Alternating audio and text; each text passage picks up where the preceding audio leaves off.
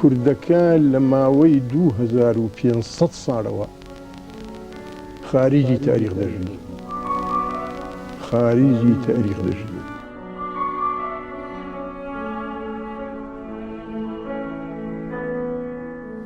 وەتەنەکەمان زۆر خطوڕەتی هەیە چونکە لە لوبی شەرقی ئەوسەط.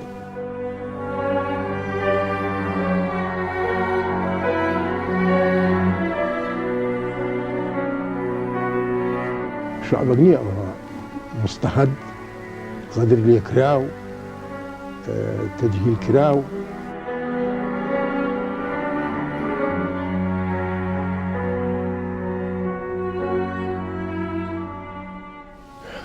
چەندی برێی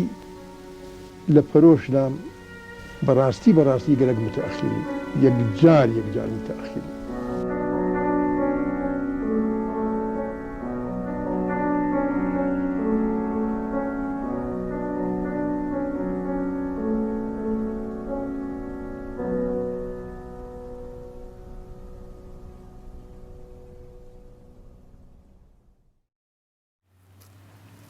لە سەرەتای هاوینەوە هەتا پاییز بنەماڵەیمە داهاتنە ئێرە بە درێژایی سەدان ساڵ. بابم لێرە لەدایک بووە ئێرە چنارۆک. کەواتە بابە قەڵەم لێرە لەدایک بووە؟ ئەو شوێنە زۆر خۆش دیارە. ئەوە سوولی پاشایە سەرەچین.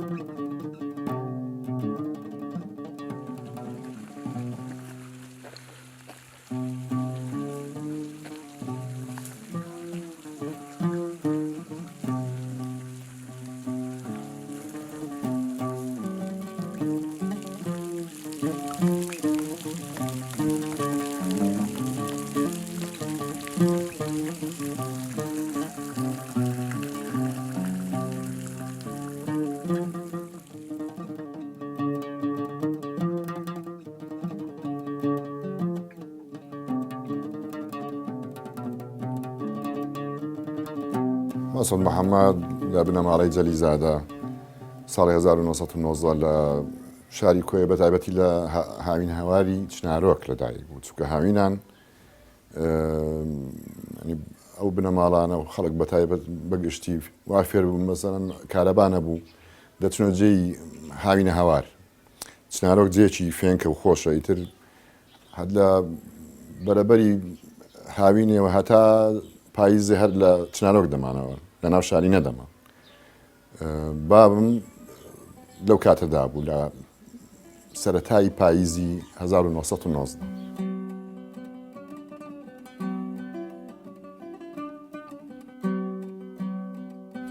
لە 1926 چۆ ئیبتیدایی لە کۆیە کراوە لەسەر تەڵەبی مامم. 1926 چوو بەڵام بە مستەمیعیان حساب کرد چونکە ئەو وەختی نظامەکە وا بوو دەبایە یان 8 ساڵ بی یان 9 ساڵ بی کە دیتیان وازیرەکە لە 1928 لە سنفی 2 بوو ئیمتحانیدا لە سێ بچی زۆر ناجح بوو دەرەجەکی باشی وەرگرت بوو لەبەرەوەی کردیانە سنفی 3 ئیبتیدایی خلاص کرد کۆی متەوەسطەی نەبوو چووە هەولێرێ لە ماری مەلافەندی زۆر برادەری باوکی بوو زۆر یەکتریان خۆش دەویست لەوێ ماوە متەوەسطەی خلاص کرد داخلی سانەویش بوو سانەوی تەواو کرد چوو حقوق لە حقوق لە 45 خلاصی کرد بەس لە کۆیە ماوە محاماتی نەکرد ئەو بەینەی دەیگۆ هەر خەریکی فکرکردنەوە بووم لە خۆم بیرم زۆر فکرم لەو کائینات و نیزام و ئەو شتانە دەکردەوە لە هەموو نەواحی.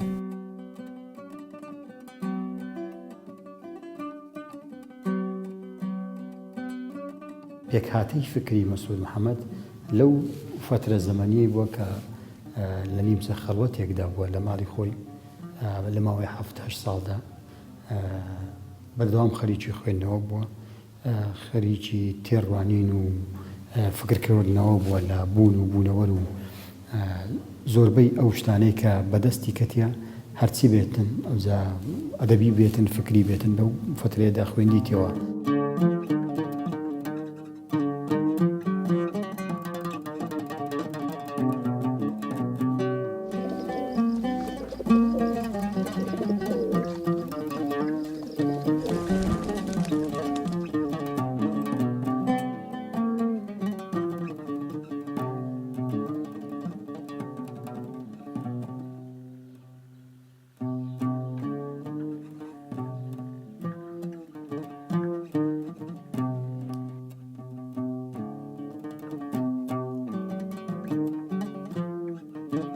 لە ساڵی 1953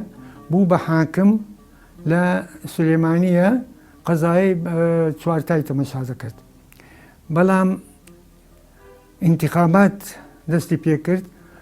مام جەلال و ئیبراهیم ئەحمەد چوونەکنی گوتیان دەبی خۆ تەرشیحکەی ئەتومان هەلوژاردیە لە بۆ نایبیە، یعنی پارتی ئەو وەختی هەر پارتی هەبوو. بەرام لە کۆیە زۆر محاولەیان کرد کە نەبتێ، یعنی دەرنەچی لە ئینتیخابات. بەڵام حکوومەتیش دەستی تێدا هەبوو، مەجالی دا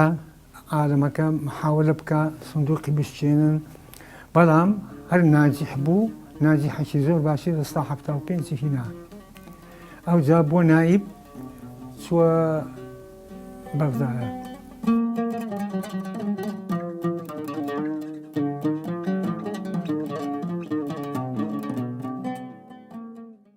لە خولی سێزدەمی ئەنجومەنی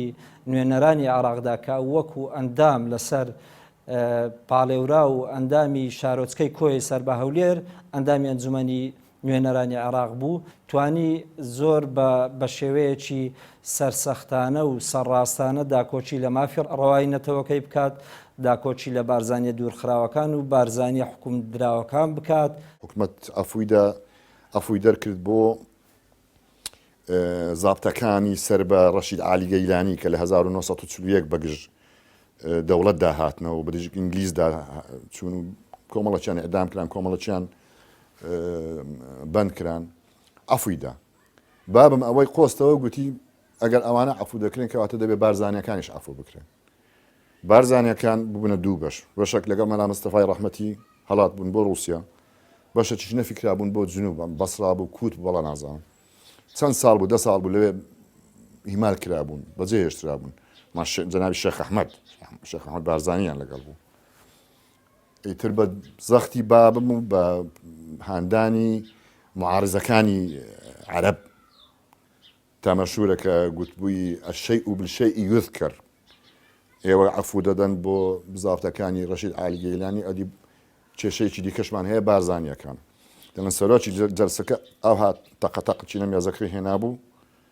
گوتبووی تکایە لە بابەتەکە دەرمەچوو.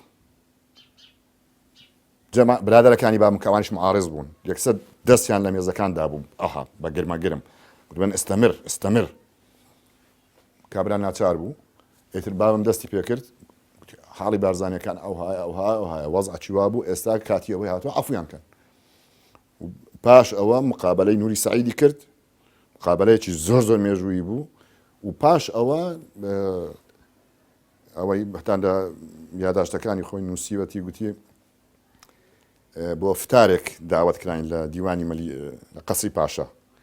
گوتی ئەبەشڕەک العەفو صەدەر، یعنی ئەو عەفوەی 1956 کە بۆ بارزانانی دەرچوو سەرکەوتنی مەسعود محەممەد بوو بەڕاستی.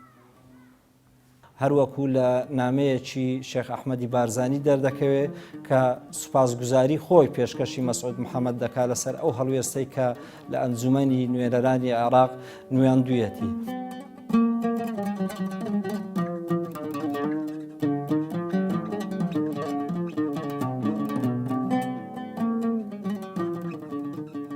پەیوەندی مەسعود محەممەد بە سەرکردایەتی سیاسی کورد لە ڕێگەی نامە و نامەگۆڕینەوە بەردەوامی هەبوو. ئەوەش ئەوە دەردەخات ئەگەرچی ئەو پلە و پۆستی هەبووە لە ناو حکوومەتی عێراقیدا،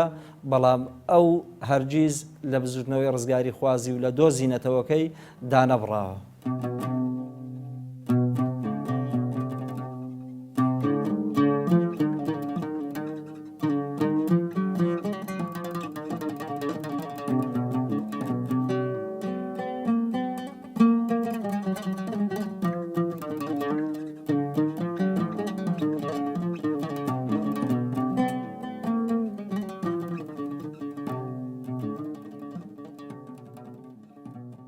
دیارە دوایەوەی لە پلەی وەزیرینمە بەهۆی ئەو ڕووداوانەی کە لە کوردستان ڕوویدا ئەو خۆی تەرخان کرد بۆ مەسەلەی نووسین و بوارە ڕۆشنبیری و معریفەکەیدا بۆ ئەوی لە کای معریفیدا کار بکات خۆی بە بواری ڕۆشنبیریەوە خەریک کرد.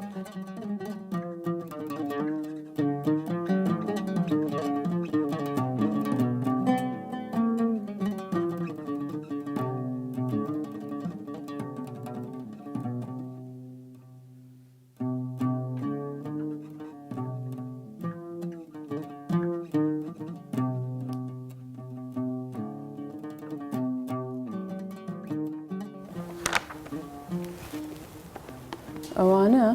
بەشێکن لە نووسینەکانی مەسعود محەممەد و ئەوانش دەفتەری مزەکەراتێتی کە ڕۆژانە لە ساڵی 1960ەوە تا 92 دەینووسی ڕۆژ بە ڕۆژ هەرچی دەبوو هەرچی دەهات هەرچی دەکرا هەمووی نووسرایە و لە لای من احتفاظم پێی کردیە و ئەوانش ڕۆژنامەکانی زۆر زۆر کۆنن کەەوە بەشێکن تەبان هەمووی نییە کە وەختی خۆی شتی تێدا دەنووسی و بڵاوی دەکردەوە لە زمانی 53 و 54ەوە و هەتا ئەخیری.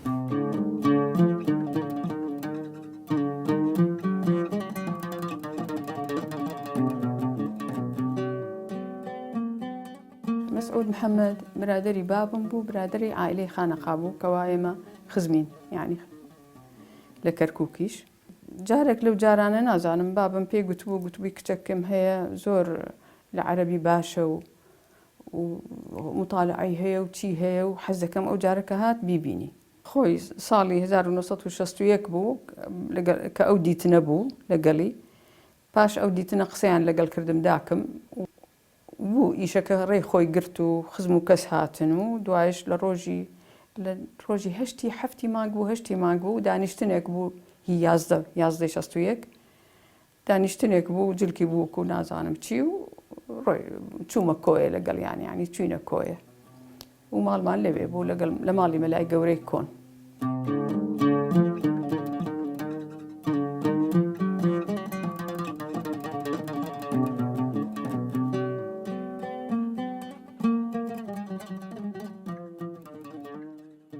بەس کە هین بوو لە کۆڕی زانیاری کورد و تەعین کرا و دەستیان پێکرد بە ئیش لەگەڵ ئەو هەموو مجموعەیە ڕێک و پێکە مەلا جەمیل ڕۆژبەیانی و مەلا شەکوور مستەفا و دکتۆر کەمال مەزهەر و کەوتە ئیش کەوتە نووسینێکی زۆر ینی بە هیچ نەوەیەک بە قەلەمەکەی ڕانە دەگەیشت بە مەطبعە. جا ڕۆژێکیان هاتەوە ماڵێ گوتی مەطبعە بە من ڕناگات مەجالی نییە مەطبعەکە ئێستا ڕاوەستایە پڕە لە ئیشی من هیچی کەی پێ ناکرێت.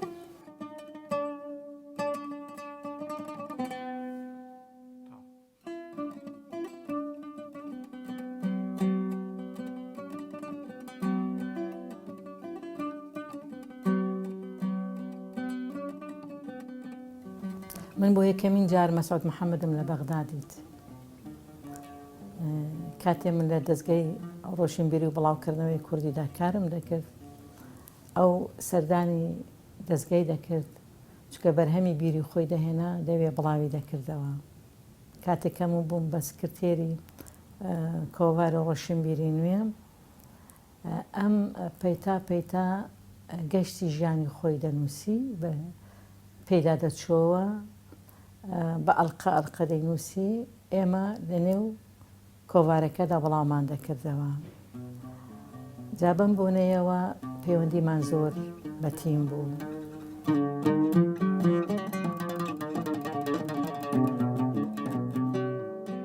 مەسعود محەممەد ئەتوانرێت وا پێناسە بکرێ بڵێ ڕووناکبیرێکی هەمەلایەنە بوو ینی لە هەموو لایەنەکایتوانی بنووسێ و بە سەرکەوتەوەیش باسی سیاست باسی ئەدەب هونەر هەرچی بکردایە زانایانە نووسیوێتی تۆگە تەماشای و کتێبانەی بکەی گەشتی ژانم لایەنی کۆمەڵایەتی و سیاسیە هەنە جار باسی هونەریشەکە بابەتەکانی تری سیاسی بابەتەکانی تری کە لەبارەی زمانەوە نووسێتی وەکو زارەوە سازی پیاوانەیە چەند باسێکی زمانەوانی کوردی هەموو لایەنێکی گرتوۆتەوە زۆر شارەزانەش.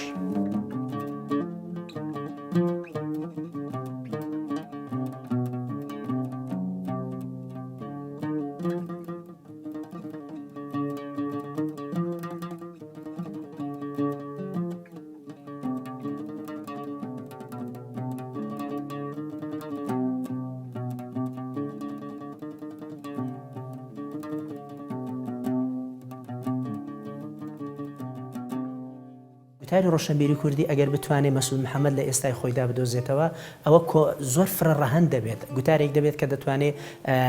خوێندنەوەیکی زۆر واقعیانەی بۆ ئێستای خۆی بکات کێشەی هەرە سەرەکی ئەم گوتارە و ئەو ڕۆشنبیرانەی لەنێو ئەم گوتارەدا هەن ڕێک ئەمەیە کە ناتوانن ئاوا گشتگیر بن ئەوە هەمەگیر بن بتوانن کەسێکی وەکو مەسعود محەممەد جارێکی تر بێنۆنە خۆیان و لەنێو خۆدا جێگەی بکەنەوە پەرتەوازایی مەسعود محەممەد لەنێو ئەم گوتارەدا ڕێک لەمەوە سەرچاوە دەگرێت کە ئەم گوتارە ناتوانێت پشتەوەی خۆی ببینێ مەسعود محەممەدیش ئەو پاشخانە معریفەیە کە دەشێ گوتارێکی لەسەردا دروست بکرێتن تەواوی ڕۆشنبیری کوردی لەوێوە سەرچاوە بگرێت ڕۆشنبیری کوردی دەشێت لەوێوە دەست پێ بکاتەوە وەرچەرخانێک بۆ خۆی دروست بکات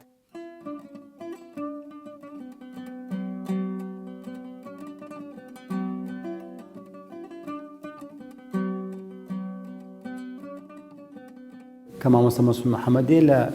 میانی تێزە فکریەکانی کە بەراوردی کۆمەلگای کوردەواری و کۆمەلگای ئەوروپی ئەو سات دەکا کە مارکس تیۆرەکانی خۆی لەسەر دامەزراندووە شتێکی زۆر نایاب دەدۆزێتەوە کە کۆمەلگای کوردەواری ئەو کاتی بە تێڕوانینی مامۆستا مەسعود محەممەد فیۆدالی بەمانە بەرزەکەی کاپیتالیزم نەبووە لە کوردستان وەکو خۆی دەڵێ خوردە مالیکمان هەبووە خوردە مالیک ئەو تعبیرە جەنابی مامۆستا مەسعود محەممەدە دەرەبەگمان هەبووە چەند گوندێکی هەبووە بەڵام ئەو دەرەبەگە بەراورد ناکرێت لەگەر ئەو کاپیتالیزمێ کە لە ئەوروپا بووە و خاوەنی سەدان و دەیان هەزار دۆنم بووە و بۆدێکی فکری هەبووە و چەندین مۆسیقار لە دیوانەکەیدا مۆسیقایان ژەنیە و ئەو نوع کاپیتالیزمانەی کە لە ئەوروپا بوونا ئەوانە ژێرخانی وڵاتەکەیان دروست کردیە و ڕنگدانەوەی فکری بووینە کە مارکس هاتووە ئەو تیۆری خۆی لەسەر ئەو کۆمەلگایە تەطبیق کردووە کە دێ کۆمەلگایەکی دواکەوتووی وەکو کوردستان مقارنە دەکەی ئەو تیۆرە کوردبینی دێنێ و ناتوانێت تەفسیری هەموو جانبەکان بکە هەروەکو مامۆستا مەسعود محەممەد دێڵێت زەمان شتێک هەیە خەڵک کەم دەیزانێ بەداخەوە بابم کە بەگشت مارکسیزمدا چۆتەوە بە درێژایی 30 ساڵ 40 ساڵ ئەو معنایەوە نیە پیاوەکی ئیسلامی بووە خەڵکەکە وا تێ دەگەن نەکرد بابم دژی عەقیدە پەرستی بووە دژی ئەو شتە بوو کە تو عەقیدەیەک بێنی ئیسلام مارکسیزم هەرش ناوەچی لێ دەنێی بڵێ ئەوە قسە و هەر ئەوەندە قسە هەیە کەس نابێت ڕایەکی جودای هەبێ ئەو دژی ئەو جۆرەشتانە بوو دژی عەقیدە پەرستی دیکتاتۆریەتی عەقیدە لەگەڵ ئازادی مرۆڤ بوو لەگەڵ ئازادی فکر بوو لەگەڵ لیبرالیزم بوو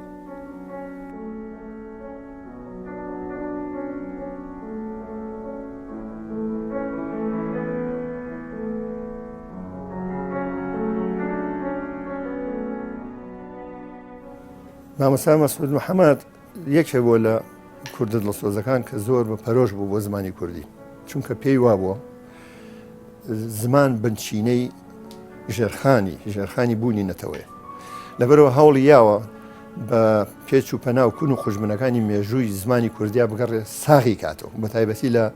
لیسان الکوردە کە بە عەرەبی نووسێتی زمانی کورد یعنی ئەتوانم بڵێم تۆحفەیەکی مزەفەریە بۆ خۆی لە ڕووی زمانەوەنیە هیچ کەسێ تا ئێستا شتی وای نەنووسیوە مەسعود محەممەد خۆی لە نێو زماندا دەژیە ڕاستیە تۆ هەرکێک لەو کتێبانە بخوێنیەوە نزیکەی 23 کتێبێکی هەیە بە کوردی و بە عەرەبی تۆ دەبینی لە نێو کتێبەکەدا ئەو دەژی زۆر لەو زاراوە و لەو دەستەواژانەی کە ئێمە ئێستا بەکاری دەهێنین داهێنەرەکەی مەسعود محەممەد خۆیەتی مامۆستا مەسعود محەممەد وەکو بیرمەندێکی زۆر گەورەی کورد وەکو فەیلسوفێک دەتوانم بڵێم فەیلسوفێکی کورد بووە لە زۆر بوارە ئەسپی خۆی تاوداوە و شتی نووسیوە لە ژیانی خۆیان 29 پەرتووکی نووسیوە بێجگە لە سەدان و گوتار و چاوپێکەوتن و ئەم جۆرەشتانە لەو 23 پەرتووکە نۆی بە عەرەبی نووسیوە ئەوانیکەی هەموو کوردین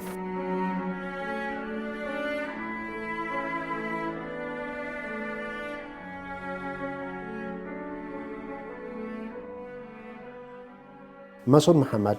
ئەوەی تێگەیشتووە لەو زانستە گەیشتووە لەو حەقەتە گەیشتووە کە زمانی کوردی شادەمار و بناغی بوونی تۆیە بناغی بوونی نەتەوەکەیە بۆیە زۆر بەوردی لە وارەوە قسەی کردووە گەڕاوەتەوە ئەسڵی وشەکەی هێناوە لە چیوە هاتۆ بەلای ئەوە گرنگ نییە گەر وشەیەکی عەرەبی یا چوزانم فارسی لە کوردیا بەکاربێت بەڵام بزانی لەکوێ دایدنی چۆن بەکاری دێنی لە وشەی عەرەبیان لە عەرەبی ولاتینیان مثلەن تەرجمە دەکرد بۆ شتێکی کوردی گەیشتە وشەی فەحس کە دکتۆر فەحسی نەخۆشێک دەکات گوتبوویان فەحس خۆی بە ئەسڵ پێکۆڵە کە فحص الحصان الأرض بحافره فحص بيكول ترجمة حرفي بيكول بابم كنت بابا مثلا إما لكوي لين عملت شو ما كنت دكتوري نوريمي دكتور نورين قلت أنا ويكوي قلت كوي ذا خو كافرني بابا كوردية شتى معقولة نا بيكول قلت يعني صار ثاني بهمو عقلتان بلن والله نخوش دسيتها لا دكتور حتى بيكول يبكى قلت أمن لبين ما أوروجك حفتها كان بابم داكولا لخوي ده يعني نقل خوي ده بس ني أمن بالدار بدنا قلت وش إثيوبيا بيكول ما زال شيء نقل خوي ده يقول بما شيء ده يقول زمان زبايت يبقين إسا كده مثلا لبازاري أو هوليرة لو سليمانية بس نرسم نورينجا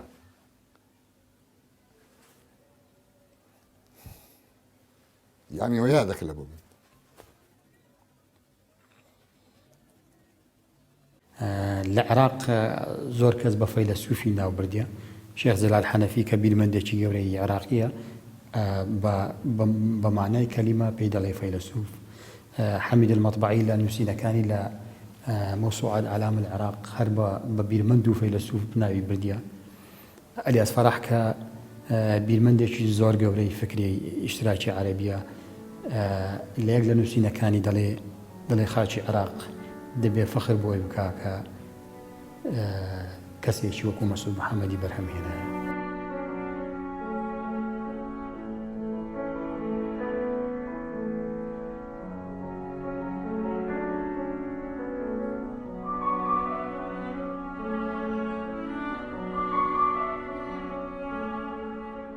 تەواوی لە ڕاستیدا بەرهەمەکانی مەسعود محەممەددا لەوەدا سەر دەبنەوە کە ئەو دەیەوێت ناسنامەیەک دروست بکات تێگەیشتنێک بۆ کورد دروست بکات کە تێیدا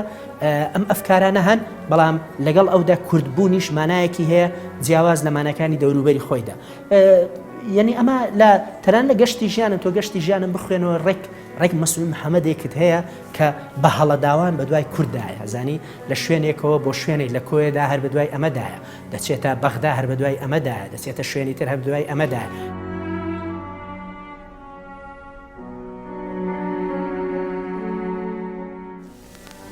ئەو کوردە تا حدێک ینی تا حدێک برین زمانە غەدری لێ کردووە تا حدێک زمانە غەدری لێ کردووە بە درێژایی وەختیش بۆ خۆشی بەداخەوە و 100 جار بەداخەوە نەیزانی لەگەر خۆی پیاوچاک بێ.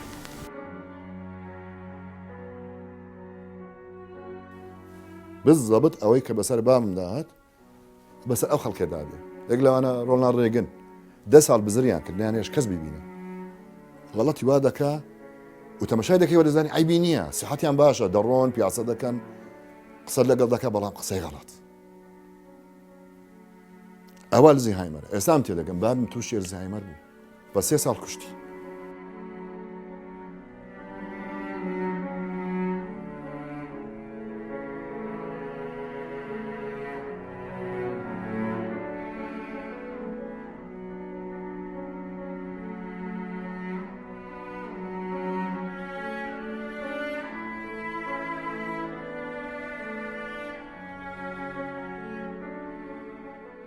سێ ڕۆژ پێشمەرجی 4 ڕۆژ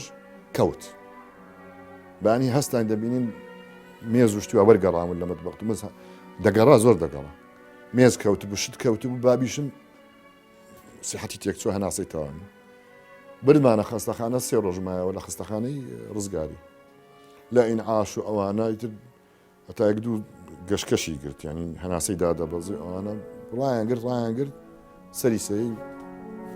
کۆچی دوایی کرد 1 2002.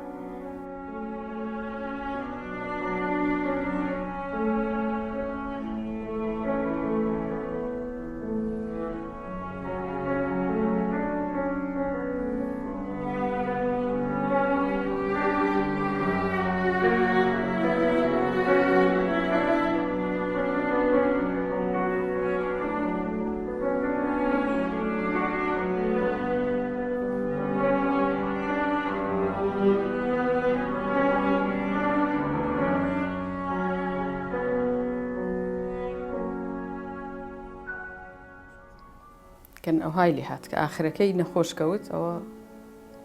تاڵ بوو بەڕاستی ناخۆش بوو چونکە ئەو قەت لەوانە نەبوو های لێبێ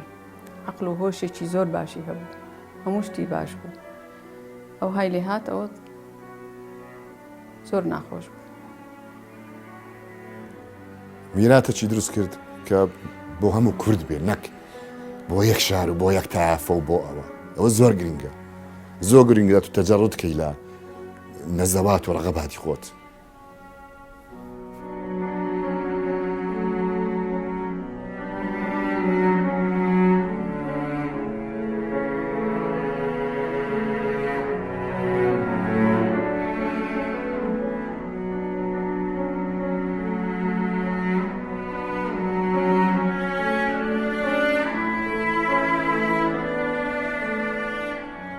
کورد ئەگەر خۆی نەبڕێنێتەوە بە براکوژی و داوای لە توانا بەدەر سیاسەتی عالەمیش سەرە و بنبوونی تێدا ڕوو نەدا دوا ڕۆژی گەلێک ڕوونتر دەبێت لە ڕابردووی